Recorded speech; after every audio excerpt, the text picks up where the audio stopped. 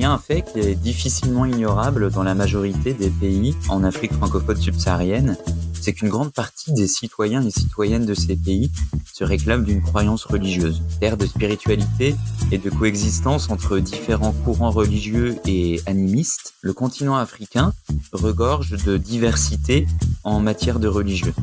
Cependant, la plupart des pays en Afrique peinent à réguler leur système de rapport religion-État. Le religieux est partout et influe sur les débats politiques, figure au cœur de plein de conflits, mais tisse aussi souvent des liens entre acteurs sociaux. Cette complexité des relations religion-État ne peut se comprendre que dans une large perspective historique et dans le contexte spécifique du continent africain. Dès les indépendances, les États d'Afrique francophone ont cherché à se construire sur le modèle des États dits modernes. La modernité dans la construction de l'État africain a consisté en l'appropriation d'idéologies importées, la réception des techniques juridiques de l'ancienne puissance coloniale, ici la France, et l'accession à une conception de l'État construit suivant le modèle occidental. La construction de l'État démocratique dans les années 1990 en Afrique francophone s'est également caractérisée par un lourd passif, en ce qui concerne les principes et les techniques du droit constitutionnel français, auxquels les élites africaines s'en plaisent attacher lors de ce processus démocratique. Ces jeunes États, anciennes colonies françaises, ont importé dans leurs institutions et leurs régimes juridiques nombre de mécanismes légués par les anciennes puissances coloniales. Toutes les constitutions des États africains francophones ont inscrit le principe de laïcité dans leurs lois fondamentales. Mais de quelle laïcité peut-il s'agir ? Si les religions ont toujours été des acteurs essentiels de la vie publique des pays africains, les périodes de crise institutionnelle se sont, elles aussi, toujours accompagnées d'une activité religieuse particulièrement forte. Le succès grandissant des nouveaux mouvements religieux et sa proximité avec les acteurs politiques de premier plan remet en cause différentes situations politiques, juridiques et institutionnelles et met à l'épreuve la laïcité, séparation qui figure en bonne place dans les corpus constitutionnels des pays africains. Cette histoire où religion et politique s'entrecroisent constamment pour collaborer ou pour s'affronter constitue une donnée spécifique à ces États africains, caractère qui perdure aujourd'hui, même si tant les religions que les pouvoirs publics connaissent de profondes mutations.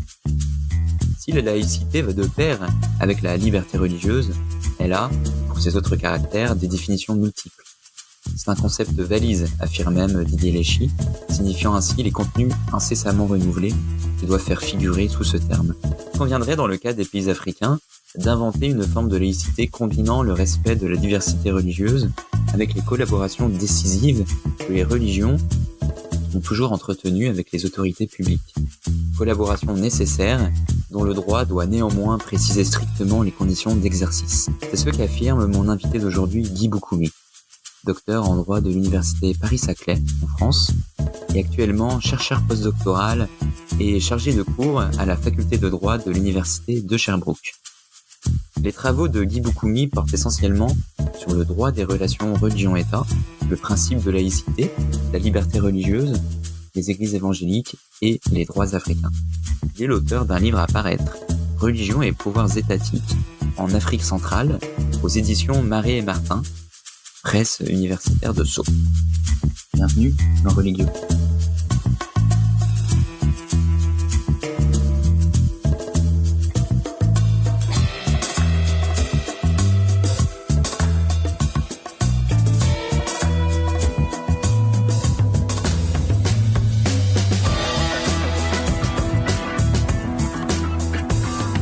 Alors Guy, pour introduire l'émission, tu as choisi un extrait d'un ouvrage de Maurice Duverger, Les partis politiques. J'ai lu l'extrait et ensuite tu nous expliqueras en quoi est-ce que tu le trouves pertinent pour introduire cette émission. Le déclin des religions classiques coïncide toujours avec l'essor des religions politiques. Alors Guy, est-ce que tu peux nous expliquer pourquoi as-tu choisi cet extrait pour introduire l'émission d'aujourd'hui ? Bonjour Loïc, bonjour et merci de cette invitation. Alors, l'extrait choisi décrit parfaitement la situation actuelle des relations religion-État dans la plupart des pays africains où on assiste à l'émergence de nouveaux mouvements religieux ayant des proximités décomplexées avec la sphère politique. On peut citer la montée en puissance des nouveaux courants de l'islam, comme le salafisme dans les pays majoritairement musulmans, ou des églises évangéliques dans les pays majoritairement chrétiens. On assiste parallèlement à cette montée au déclin des religions classiques, comme l'islam traditionnel ou l'Église catholique. Cette situation remet en question bien de situations politiques, institutionnelles, juridiques et sociales. Dans un continent où le religieux constitue une composante centrale du processus de changements sociaux et politiques, on ne peut pas ne pas partager le constat de Maurice Duverger. Comment finalement les États d'Afrique francophone subsaharienne se sont positionnés face aux religieux?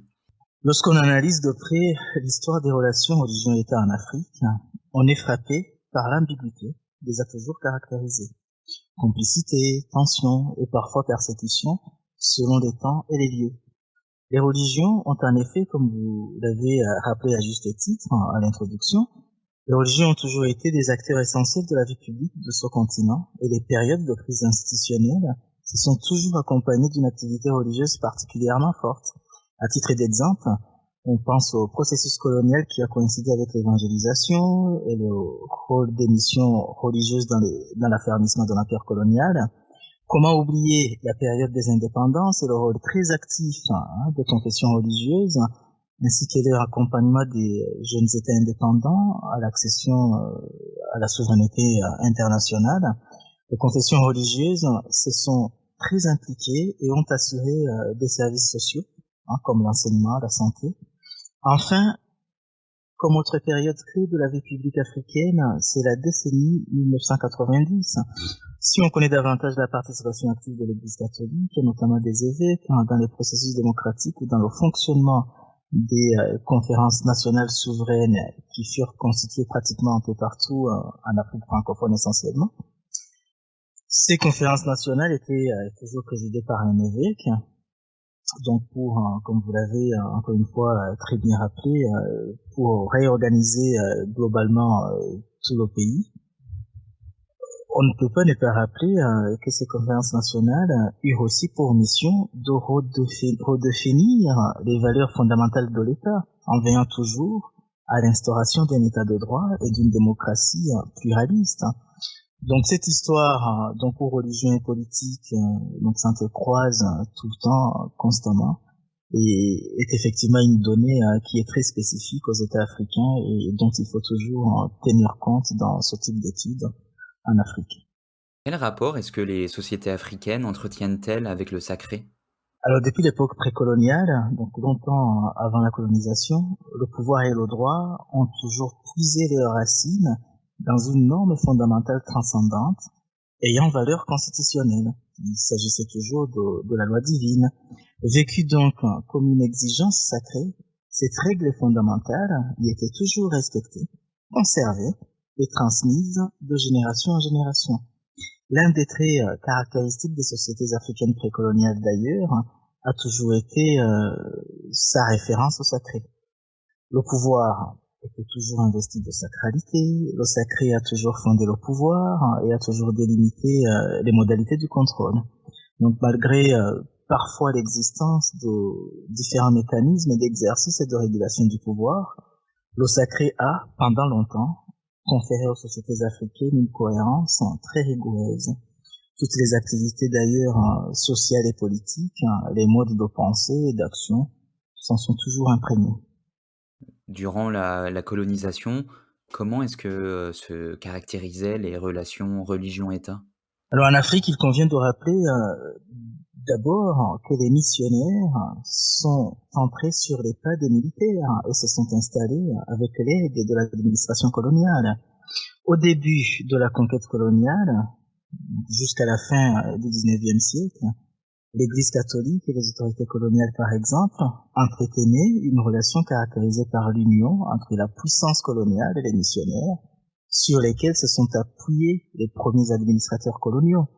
Cette association qui a fait de l'Église catholique un allié incontournable de la conquête coloniale, on ne peut pas non plus oublier l'évangélisation et la colonisation qui se sont souvent confondues dans leurs actions et dans leurs méthodes pour civiliser ou christianiser les Africains.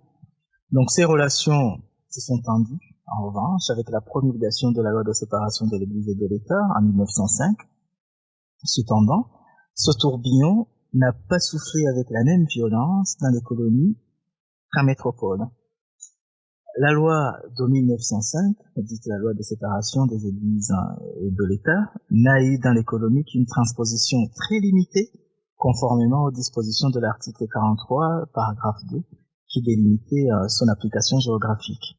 On se rappelle aussi la célèbre formule attribuée à Gambetta, prononcée à la Chambre des députés le 4 mai 1877, et selon laquelle l'anticléricalisme n'était pas un article d'exportation, rappelant par là que l'ennemi des républicains et des anticléricaux en France n'était pas le cléricalisme, mais n'était pas l'Église, mais plutôt le cléricalisme.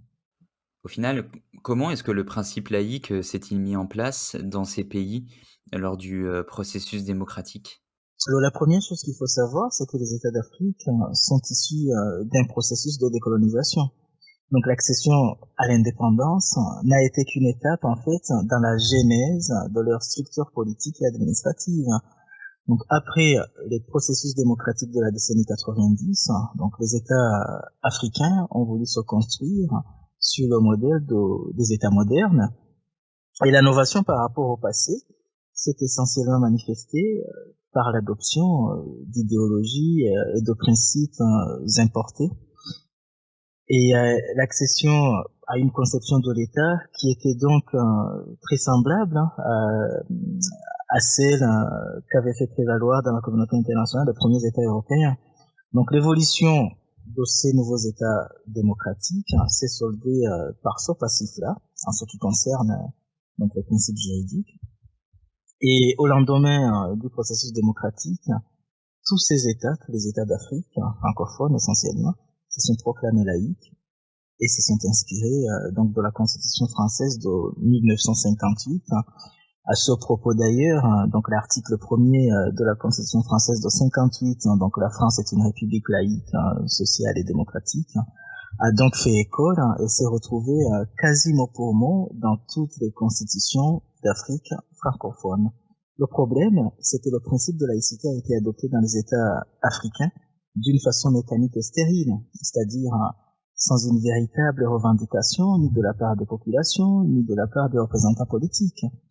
Aujourd'hui, la situation a changé, la contestation de la laïcité prend de l'ampleur en raison des changements sociopolitiques qui se sont produits ces dernières décennies. Cette attention, désormais portée à la laïcité, s'est accrue du fait notamment du poids et de l'importance grandissante de la religion dans l'espace public africain. Quel modèle de laïcité conviendrait aux sociétés africaines? La laïcité, c'est une richesse pour les pays africains. Alors ça, tout le monde en convient. D'où l'importance d'ailleurs de la garder. C'est une garantie de cohésion et de paix sociale. Et c'est aussi une garantie de cohabitation pacifique des différents courants religieux présents en Afrique. En même temps, lorsque des principes ne sont pas compris de manière univoque, comme le principe de laïcité, on imagine combien il peut s'avérer complexe de les traduire dans les faits de façon homogène. Face à cette difficulté, la mise en œuvre de la laïcité dans le cas de l'Afrique devrait alors se faire dans la négociation avec les différents acteurs. C'est donc la voie des compromis qui doit alors être privilégiée pour construire une laïcité africaine et efficace.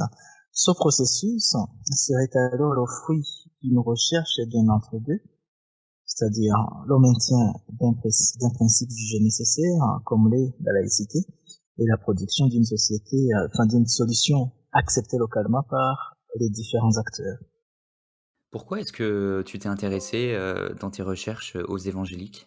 C'est un mouvement religieux qui est récent, qui connaît une croissance extrêmement rapide et qui est passé en seulement 3 décennies, de quelques centaines de fidèles à des millions aujourd'hui à travers le monde.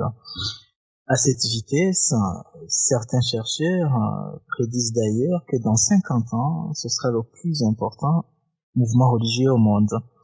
Alors, l'autre raison, la raison principale qui me pousse à m'y intéresser dans le cadre de mes recherches, c'est aussi que très peu de travaux ont questionné les multiples rôles et positionnements des protestants évangéliques en tant qu'acteurs dans les processus de laïcisation, en interrogeant par exemple la manière dont ils ont accompagné ou accompagnent encore aujourd'hui, ou alors la manière dont ils s'opposent ou se sont opposés dans le passé aux avancées laïques dans les démocraties libérales.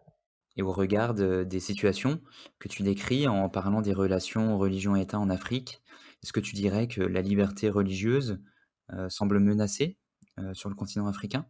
La question de la liberté religieuse se trouve davantage au cœur des droits fondamentaux qui préoccupent aujourd'hui dans beaucoup d'États africains.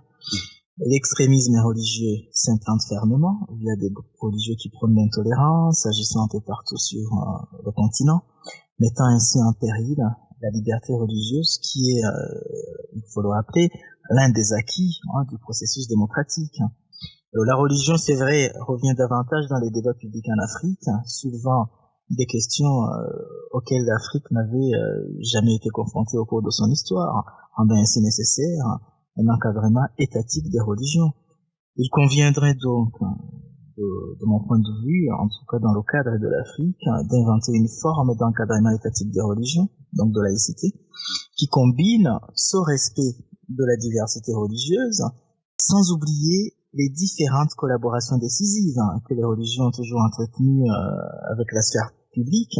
Ce sont ces collaborations que j'estime nécessaires, qui doivent se faire, mais dans un strict encadrement du droit. Et si vous souhaitez aller plus loin dans le sujet que nous avons traité aujourd'hui dans cette émission, je vous invite à vous procurer le livre de Guy Boukhoumi à paraître, Religion et pouvoir étatique en Afrique centrale. Merci encore une fois à Guy Boukhoumi d'avoir répondu à mes questions aujourd'hui.